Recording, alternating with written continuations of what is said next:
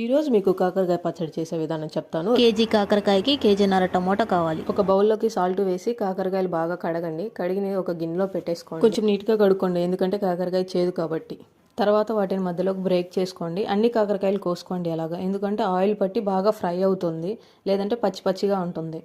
వేరే ఒక బాండీలో కొంచెం ఆయిల్ వేసి టమోటాలు వేసి బాగా మగ్గనియండి. మగ్గనిచ్చి ఇలా వచ్చేలాగా చూసుకోండి, గుజ్జు గుజ్జుగా, ఎందుకంటే పచ్చడికి గ్రేవీ బాగుంటుంది. అది అవుతుంటే మెంతులు కొంచెం వేపుకోండి, దోరగా బ్రౌన్ కలర్లో వచ్చేలాగా వేపుకోండి. తర్వాత ఆవాలు వేసుకొని ఆవాలు కూడా కొంచెం లైట్గా వేయించుకోండి.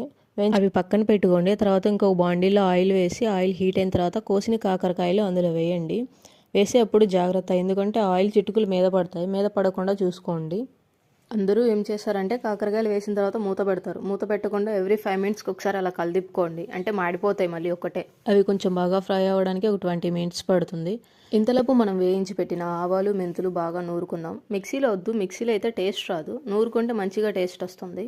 మీ ఇష్టం, అది నూరుకునే వాళ్ళని బట్టి ఉండిద్ది. మాక్సిమం ఇలా నూరుకోవడానికే ట్రై చేయండి. ఇటు నుంచి అటు, అటు నుంచి ఇటు తిప్పి ఒక గిన్నెలో తీసి పెట్టుకోండి. అడుగడుగు టమోటాలు వచ్చాడు. ఇందాక వేయించుకున్నాయి కొంచెం మెత్తగా అవ్వని అట్లా గుజ్జు పిండేసి నూరుకోండి. కొంచెం తొలకలుగా ఉన్నాయి, మెత్తగా అవుతుంది. కొంచెం సేపు నూరుకోండి, ఒక 2 మినిట్స్. కొంచెం లైట్గా మెదిగిన తర్వాత మన ఫ్రెండ్ గాడు వస్తాడు, కారం గాడు. తగినంత కారం వేసుకోండి. కారం వేసి ఇవన్నీ బాగా ఇట్నుంచి అటు అట్నుంచి ఇటు బాగా తిప్పండి. ఇదిగో నూరేప్పుడు జాగ్రత్త, కళ్ళల్లో కానీ పడింది అనుకో దేవుడు ముందే కనిపిస్తాడు. ఆ నూరుకున్నది గిన్నెలోకి తోడేసుకోండి. మొత్తం తోడిన తర్వాత ఇందాక మనం నూరు పెట్టుకున్న పిండి, ఆవాలు మెంతుల పిండి అందులో వేసుకొని బాగా కలిపండి. మెంతులు పౌడర్ పట్టేలాగా మొత్తం కలిపుకున్న తర్వాత తగినంత సాల్ట్ వేసుకోవాలి. తగినంత అంటే తగినంతే, నాకు ఇష్టం వచ్చినంత చెప్పాను అనుకో తర్వాత ఇంటికి వచ్చి మరీ కొడతారు. వీని మర్చిపోయాం మనం. ఇంకా కాకరకాయలు కొంచెం కలిపుకోండి, ఆ కలర్లో వచ్చేలాగా చూసుకోండి. రెడీ చేసుకున్న టమోటా గుజ్జులో ఆ వేగిన కాకరకాయలు అందులో వేసేసుకోండి. మొత్తం కాకరకాయలు అందులో వేసిన తర్వాత అదే ఆయిల్లో తిరగమాత వేసుకోండి. ఎందుకు చిన్నులపై తక్కువ వేసామంటే మాది లోటు బడ్జెట్ అండి. ఇడుగో కర్రేపాకు గడు కూడా వచ్చాడు, వాడు జాగ్రత్త, ఎగిరి పడతాడు.